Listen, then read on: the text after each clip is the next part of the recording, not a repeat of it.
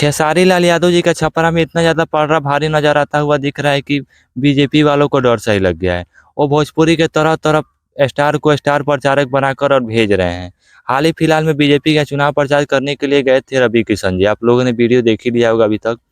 और हाल ही फिलहाल में खबर चल के आ रहा है कि दिनेश लाल यादव निरहुआ भी बहुत जल्द छपरा में बीजेपी का चुनाव प्रचार करने जाएँगे, खेसारी लाल यादव जी के खिलाफ।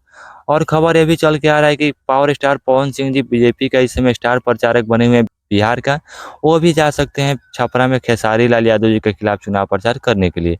अभी तक हालाँकि कोई खबर चल के नहीं आया है कि पावर स्टार पवन सिंह जाएँगे या फिर नहीं जाएँगे। लेकिन दिनेश लाल यादव निरहुआ जी का खबर आ रहा है कि वो बहुत जल्द छपरा में खेसारी लाल यादव जी के विपक्ष में बीजेपी का चुनाव प्रचार करने जाएँगे, छोटी कुमारी को जिताने के लिए। और वहाँ के खेसारी लाल यादव जी को कोई घंटा फ़र्क पड़ने वाला नहीं है। वो खुद बोल रहे हैं कि कोई भी आए मुझे कोई घंटा फ़र्क नहीं पड़ता है।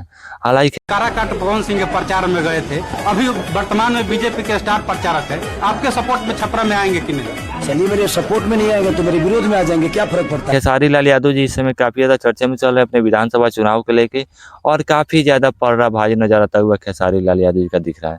जहाँ भी जा रहे हैं वहाँ पे माहौल बन जा रहा है। हाल ही फिलहाल में कल के डेट में खेसारी लाल यादव जी को दूध से नहवाया गया है, सिक्कों से तौला गया है।